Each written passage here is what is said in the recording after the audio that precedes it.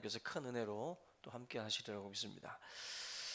오늘 같이 나눌 말씀은 아까 갑자기 이제 성탄절 찬양을 같이 함께 했는데 오늘 14절 말씀이 육신이 되어라는 제목으로 이게 사실 성탄에 관련된 구절입니다. 그러니까 요한복음 1장을 이렇게 해 오면서 14절 말씀은 우리가 성탄절도 시즌이기도 하기 때문에 적절한 그런 그 말씀이다라는 생각을 하고 같이 우리가 함께 또 은혜를 나누도록 하겠습니다. 그 어떤 남자분이 직장일로 인해 가지고 잠시 해외로 출장을 가게 됐는데 출장을 떠나면서 아내가 걱정을 할까봐 아내에게 단단히 약속을 합니다. 당신이 걱정하지 않도록 내가 매일 한 번씩 전화를 할 테니까 꼭 받으라고. 그래서 이 남편이 모든 그 출장 준비를 다 마치고 이제 출장을 떠나게 되는데 무사히 목적지에 잘 당도했고 도착하자마자 아내에게 전화를 겁니다. 전화를 걸어서 여기 잘 당도했고 별일 없이 잘 지내고 있으니까 나중에 또 다시 한번 전화하겠다. 그리고 전화를 딱 끊었어요. 그리고 이제 일이 시작이 됐는데 일을 하다가 이제 깜빡한 거죠. 깜빡하고 아내에게 매일매일 전화한다고 그랬는데 전화를 못 한 거예요. 전화를 못 하고 마지막 날 짐을 쌀 때 그게 떠오른 겁니다. 매일매일 전화한다고 그랬는데 잊어버렸네. 그래서 긴급하게 이제 전화를 걸어요. 전화를 걸어서 이제 아내와 이제 통화를 합니다. 그래서 아내에게 전화를 걸면서 자기가 실수한 부분을 인정을 하면서 아내에게 뭐 미안하다는 말도 하고 전화를 못한 것에 대해서 사과도 하고 그래서 내가 당신을 사랑한다고 이렇게 이제 말을 해야지 하고 이제 마음을 먹고 전화를 했는데 아내가 전화를 딱 받자마자 뭐라고 했냐면은 나야 별일 없지 애들은 어때? 강아지는 화분은 잘 키워? 금붕어 먹이는 줬어? 계속 다른 것만 계속 이제 엉뚱한 질문들만 이제 던집니다. 근데 갑자기 반대쪽 수화기에서 아내가 흐느끼는 소리가 들려요. 흐느끼는 소리가. 보니까 아내가 너무 속이 상한 거예요. 그동안에 연락 한번 안 오다가 강아지 안부도 묻고 금붕어 안부도 묻고 화분 안부도 묻는데 자기에 대해서는 이런 방구 없는 거죠. 거기에 이제 속이 상해가지고 전화를 이제 끊어버린 겁니다. 여러분들 자기가 원래 마음 먹었던 그거는 싹 사라져 버리고 계속 다른 것들만 언저리에 있는 것들만 계속 이제 물어보다 보니까 이제 마음이 상한 건데 제가 이 얘기를 드리는 이유는 우리가 어떤 그 본질적인 것을 딱 건드리거나 다가가야 되는데 주변을 이렇게 막 맴돌 때가 있어요. 그죠? 가장 중요한 그 포인트를 건드려야 되는 것이 있는데 그거는 안 건드리고 자꾸 헛발질하는 거죠. 자꾸 헛발질하는 거고 핵심 근처로다가 가지 못하는 그런 경우들이 있다라는 거죠. 결국 우리의 삶은 어떻게 보면 그러한 그 본질을 읽어낼 줄 알아야 되고 그걸 또 찾아내서 그 부분에 우리가 또 집중할 때 사실은 많은 어떤 결실들을 또 열매들을 맺게 되는데 성탄절을 이제 앞두고도 우리가 이러한 생각들을 한번 하셔야 돼요. 아이들을 붙들고 성탄절에 대해서 물어봐도 성탄절의 어떤 그 변두리에 있는 그런 내용들만을 생각하거나 기억을 하죠. 성탄절 하면 크리스마스 트리가 떠오른다든지 또 선물이 떠오른다든지 루돌프가 떠오른다든지 그러니까 주변의 것들에 이제 묻히는 거죠. 심지어는 산타클로스 생일로 아는 아이들도 있어요. 성탄절이. 그러니까 원래 주인공은 지금 가려져 있는 거야. 원래 주인공은 가려져 있고 계속 다른 것들만 자꾸 앞에 나온다는 거죠. 롯데백화점이나 신세계를 가봐도 트리 장식에 예수님은 없죠. 그죠? 산타라든지 그런 루돌프들은 있어도 정작 주인공은 그 백화점에서는 예수님에 대한 어떤 그러한 것들은 감춥니다. 그러면서 이제 성탄 트리들을 뭐 장식을 하는데 그것도 보면 굉장히 본질과는 벗어난 거잖아요. 그죠? 그래도 아무리 불신자라도 성탄절만은 그래도 예수님에 대해서도 좀 이렇게 좀 나타낼 수가 있었으면 좋겠는데 예수님에 대한 언급은 거의 없어요. 거의 대부분 다 주변 그냥 공통적으로 불신자들과 그냥 공통적으로 나누는 그런 것들만을 강조하지 이 믿음의 내용에 대한 언급들은 거의 없다라는 것입니다. 우리가 그 어린아이들뿐만 아니라 어른들도 마찬가지로 성탄절의 의미를 또 제대로 알지 못하는 분들도 많고 자꾸 주변으로 어떻게 수박 겉핥기식으로 헛발질을 하는 그런 경우들이 많다. 그래서 어떤 분은 이런 말을 했어요. 마귀가 1년 12달 가운데 가장 좋아하는 달이 언제냐? 12월이라는 거예요. 그것도 12월 25일. 예수님이 처음 이 땅에 오실 때 요셉이 빈방이 있습니까? 빈방이 있습니까? 이거 물어보고 다녔잖아요. 성탄절날 빈방 찾습니다. 요셉이 찾는 게 아니라 수많은 연인들이 빈방을 찾아서 돌아다닙니다.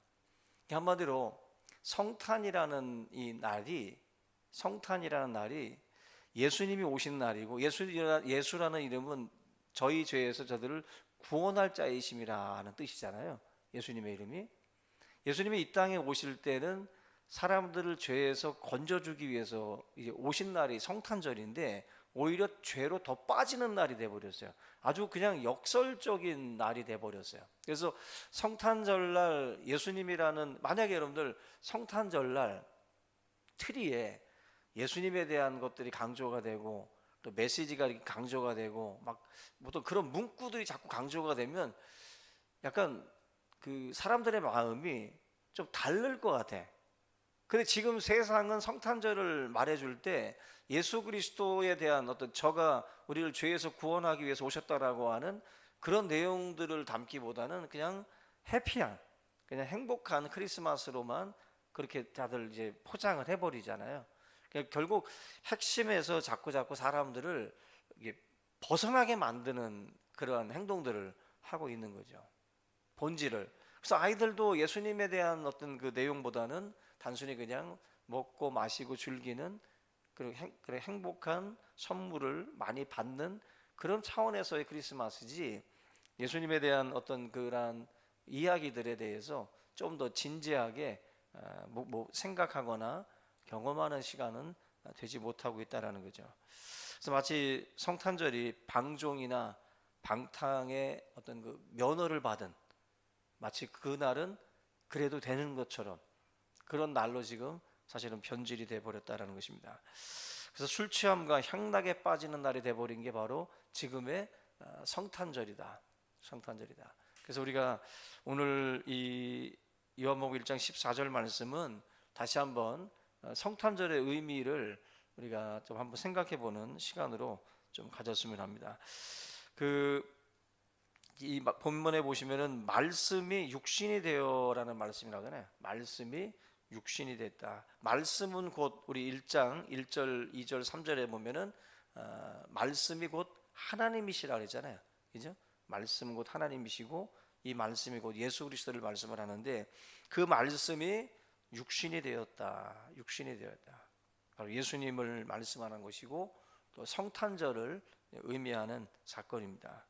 그래서 우리가 인카네이션, 성육신한 날, 인간의 몸으로 하나님께서 낮아지신 그 비하의 어떤 그런 사건이 바로 성탄절입니다.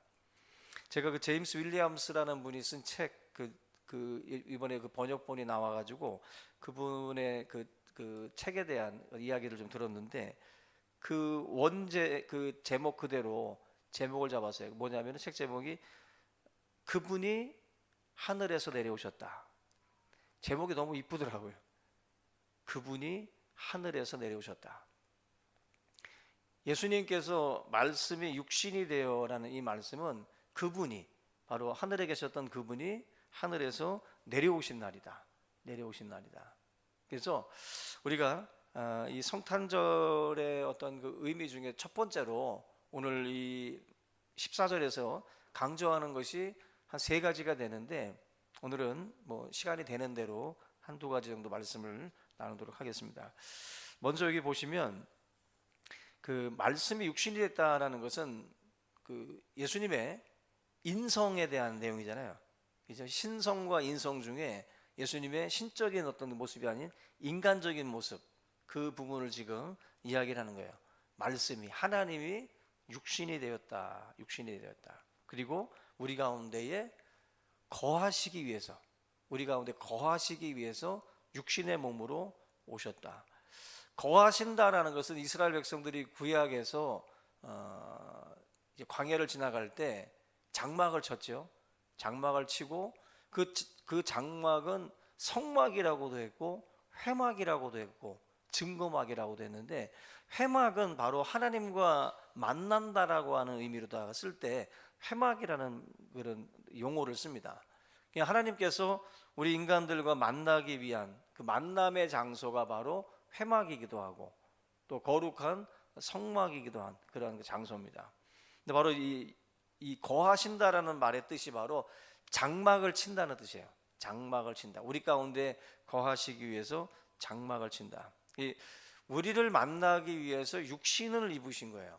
우리가 하나님을 본 자가 없다 그러잖아요. 하나님을 보면 죽는다 그랬는데, 하나님을 우리가 만나기 위해서는 우리가 하나님을 만나러 갈 수는 없는 것이고, 하나님께서 우리의 모습으로 내려오셔야만이 우리 이 미비한 이 인간들을 만날 수가 있는 거죠.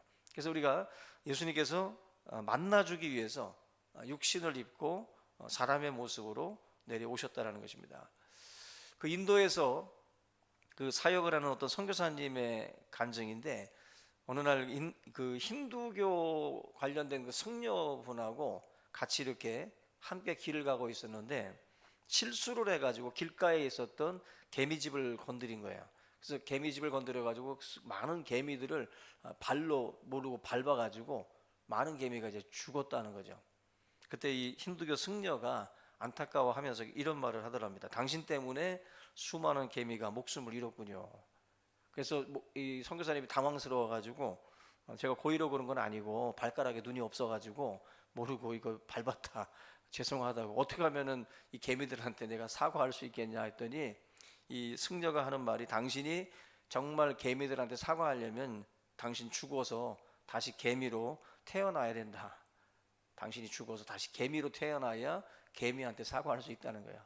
우리가 불교나 힌두교나 이 환생, 그죠? 이 환생에 대한 그러한 그 윤회설을 믿고 있는데, 그 승려의 말을 듣는 순간 갑자기 하나님의 지혜가 발동이 돼가지고 이분의 이야기를 그대로 적용을 해가지고 예수님께서 우리 인간의 죄를 또 사하시고 용서하기 위해서 그 신의 몸을 버리고 육신의 몸으로 오셨다라고 하면서 복음을 전했다라는 말이 있어요. 여러분들, 예수님께서 우리를 사랑하시기 때문에 인간의 몸으로, 육신의 몸으로 온 건데, 육체라는 말이 있고 인간이라는 말이 있잖아요.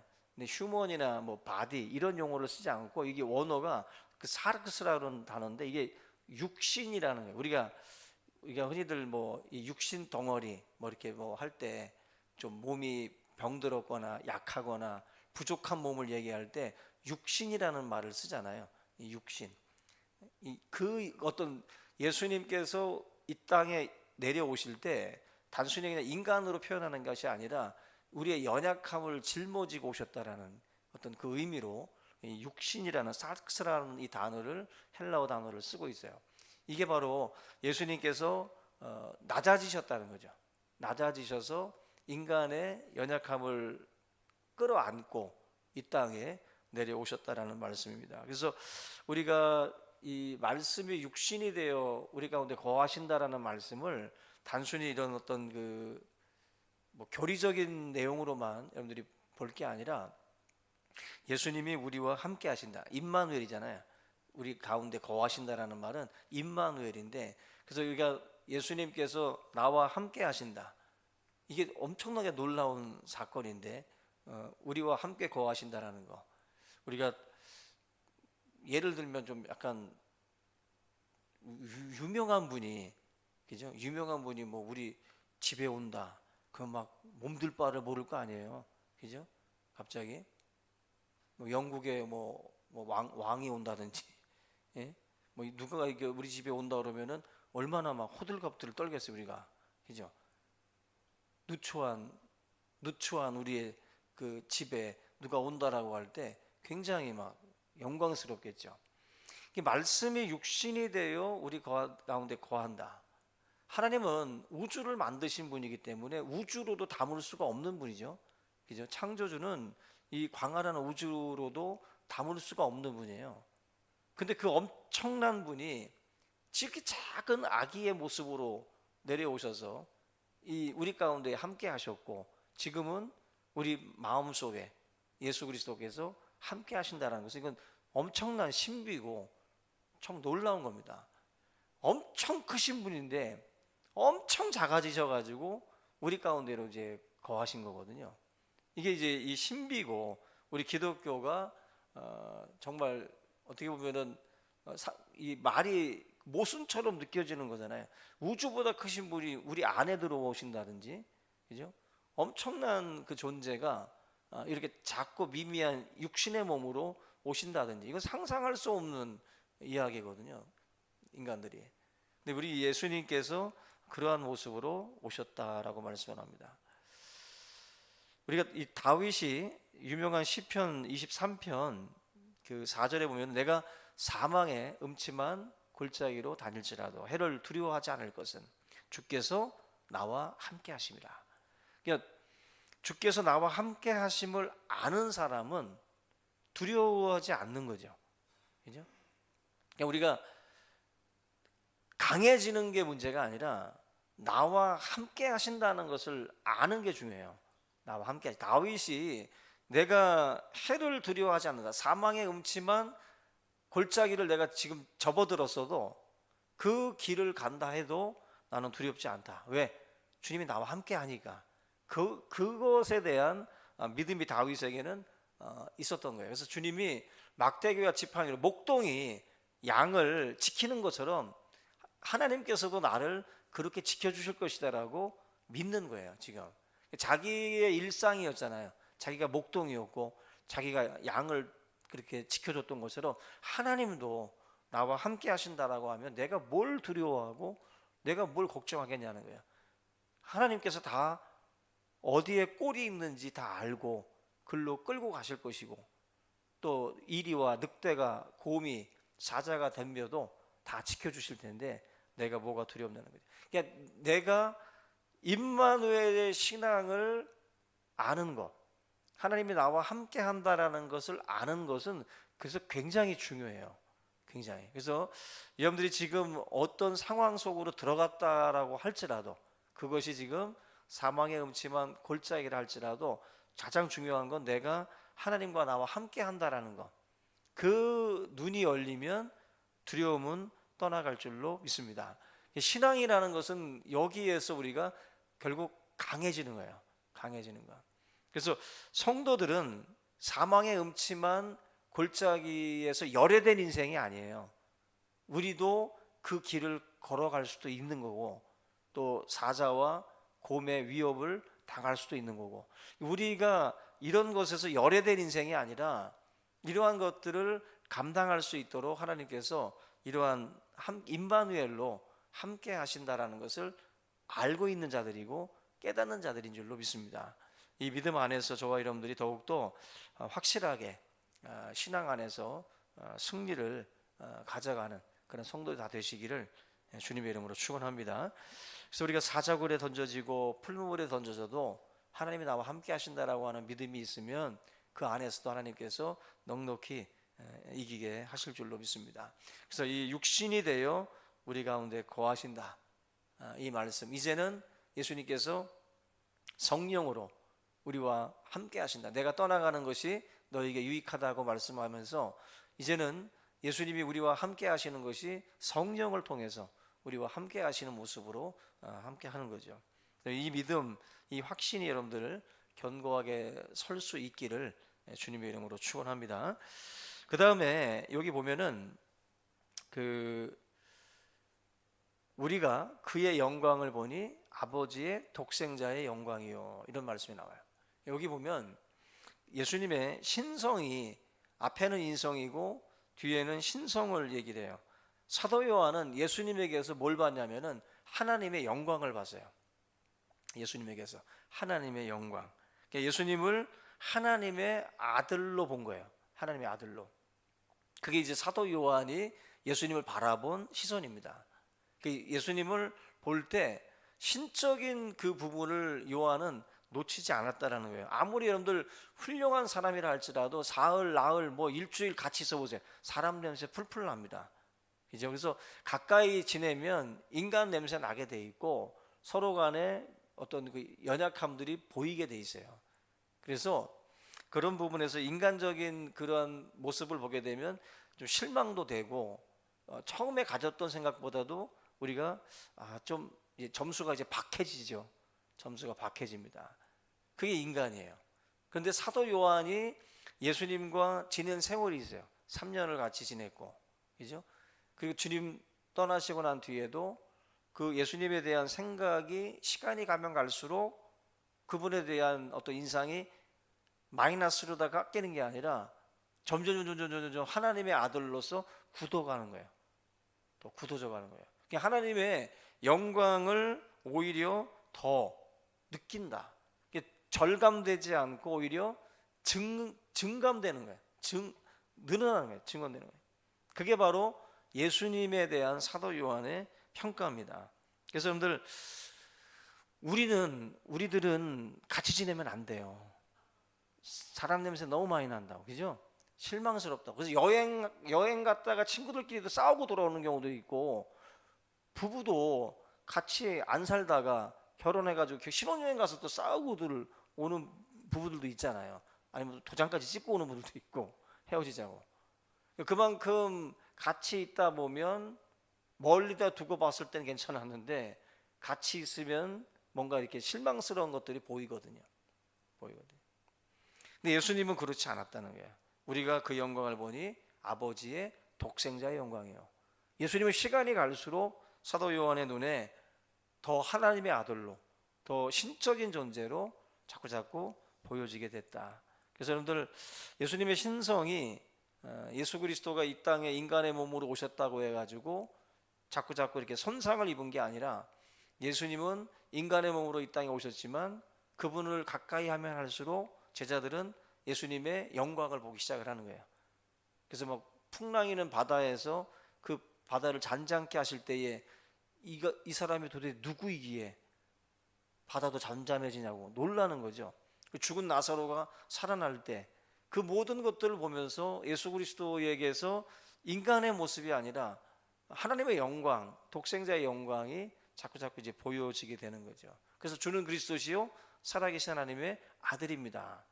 이 고백에 나오는 게 뭐예요? 바로 예수님의 신성이 자꾸 눈에 이제 보여지는 거죠. 그것을 이제 이 저자들이 성경으로 기록에 또 남기게 되는 겁니다. 그래서 이런 부분에서 저 여러분들의 신앙이 우리는 서로 실망할 수 있어요. 아멘? 서로 실망할 수 있다고. 1년 전만 해도 굉장히 괜찮은 권사님이었는데, 괜찮은 장로님이었는데, 괜찮은 목사님이었는데, 근데 10년 지나니까 똑같네. 똑같지 그럼. 인간인데 뭐 방구도 안 끼고 화장실도 안 갈 것처럼 그렇게 느껴졌는데 또 인간이네, 사람이네. 맞아요. 목사님들도 마찬가지입니다. 이렇게 멀리 봤을 때 굉장히 신령해 보였어, 저도. 근데 가까이 두고 보니까 방구 끼네, 트름도 하네, 사람이네, 그 느껴요. 멀리서 봤을 때는 그렇게 못 느꼈거든요. 근데 가까이 가면 갈수록 인성이 너무 느껴져요. 인간이구나. 사륵스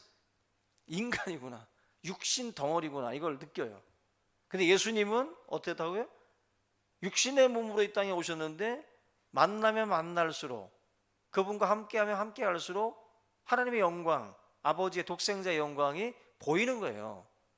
이게 예수님과 우리의 차이라는 거예요. 예수님과 우리의 차이. 3년을 지내도 예수님에게서 영광이 보이는 거예요. 영광이. 우리 모두가 이랬으면 얼마나 좋겠어요. 그죠? 우리가 같이 지내도 이렇게 하나님의 영광만이 나타나는 존재면 얼마나 좋겠어요. 근데 우리는 인간이기라 그럴 리가 없죠. 예. 막 후광이 비춰오면 탈모예요, 탈모.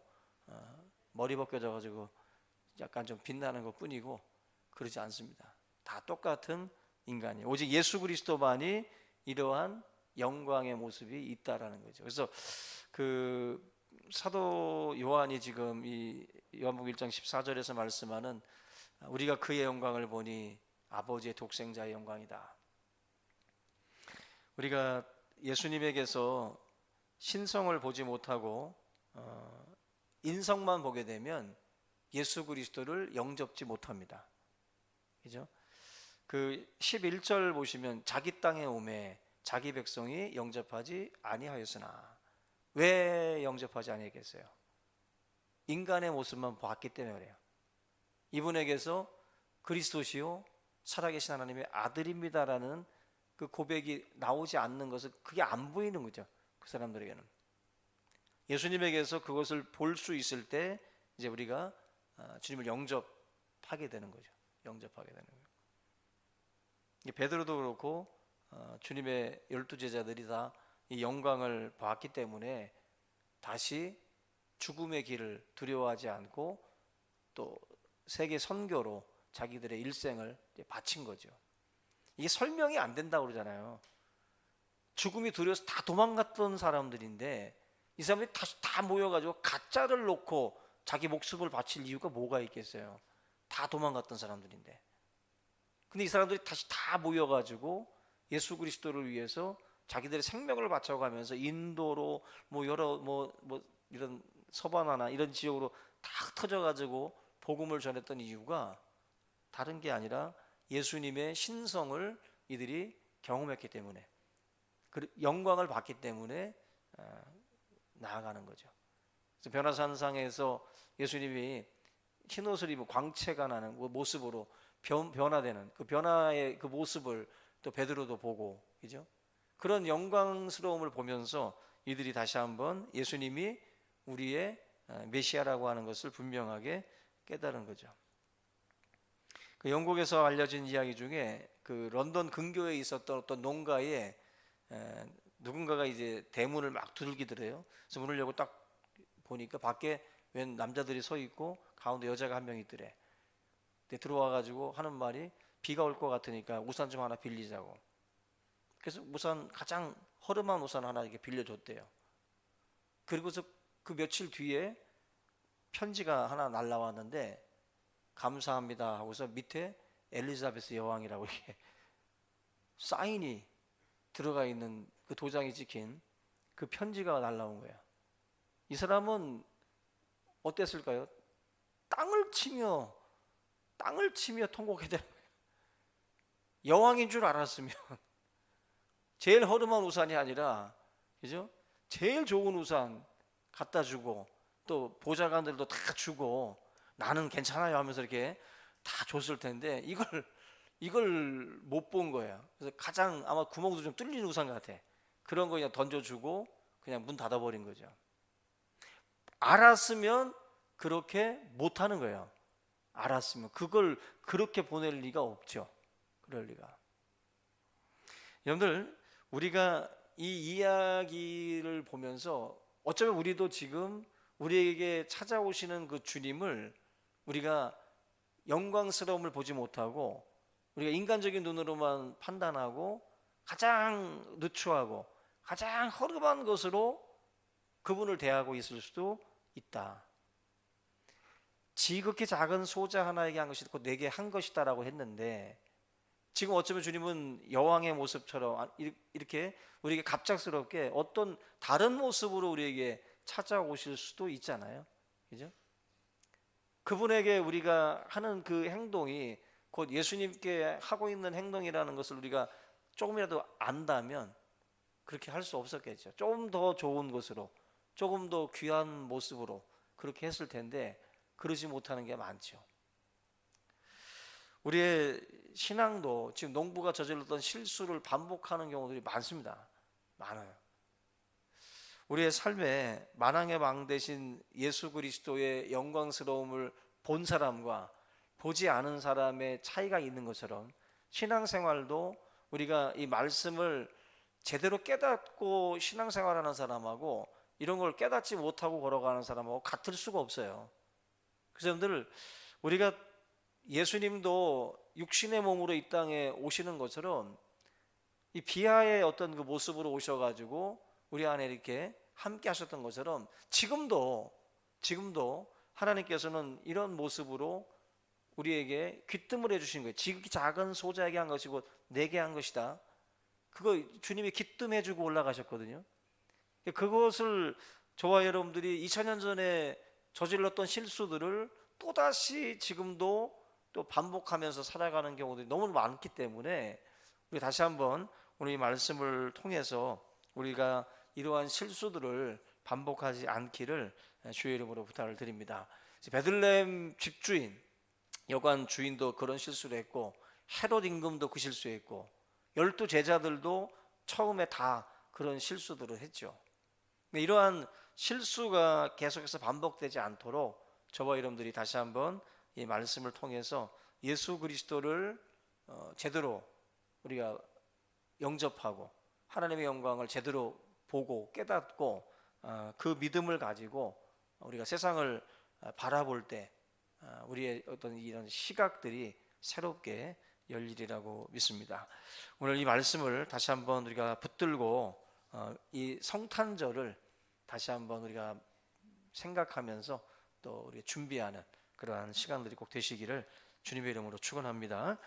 우리 이 시간 찬양 함께 하겠습니다. 310장 120장 다시 한번 부를게요. 찬송가 120장. 오늘 말씀을 생각하면서 다시 한번 찬양합니다. 찬송가 120장.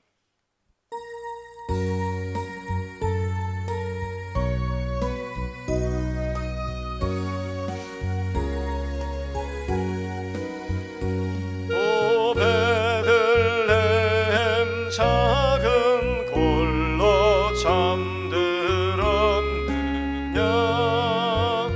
별들만 높이 빛나고 잠잠히 있으니 저 놀라운 빛이 지금 캄캄한 이 밤에 온 하늘으로 비춘 줄 너지 모르나 온 세상 모든 사람들 잠자는 동안에 평화의 왕이 세상에 탄생하셨도다.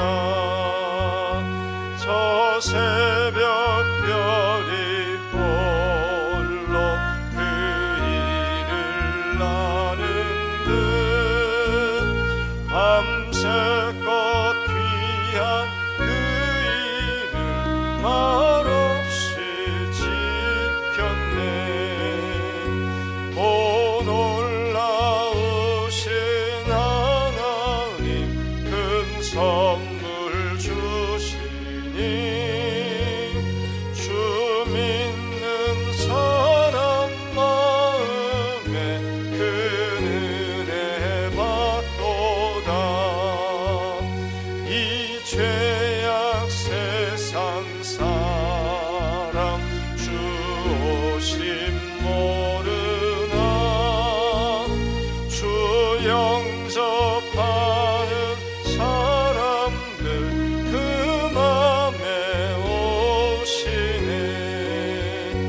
오 베들레헴 예수님 내 맘에 오셔서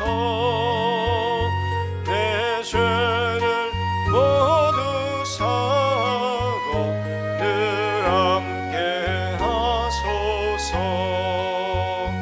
저 천사들의 소식 나 기뻐 들으니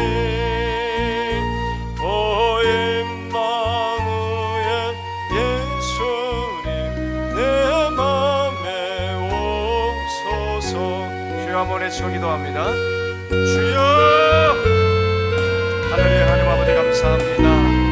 우리를 구원하기 위해서 독생성자 예수 그리스도를 이 땅에 육신의 몸으로 보내어 주신 하나님, 아버지 하나님의 영광의 보좌를 버리시고 이 연약하고 이 더럽고 추악한 인간의 몸을 입고 이 땅에 오신 주님, 장막 안에 또한 아버지 우리를 또 만나주시고 우리와 함께 하셨던 그 주님께서 이제 예수 그리스도가 이 땅에 아버지 육신의 몸을 입고 오심으로 임마누엘로 우리와 함께 하셨음을 감사를 드립니다. 또한 아버지 하나님 이 땅에 오셔서 우리의 죄를 담당하시고 십자가에서 또 못 박혀 죽기까지 우리를 위하여 흘리신 그 주님의 보배로운 피와 그 눈물과 그 기도로 말미암아 우리가 죄에서 자유함을 얻게 하시고 하나님의 거룩한 백성이 되게 하신 하나님, 참으로 하나님 아버지 우리가 이 땅에 오신 주님을 영접하고 내 마음의 구주와 주님으로 받아들일 수 있도록 우리를 인도하여 주신 은혜를 참으로 감사를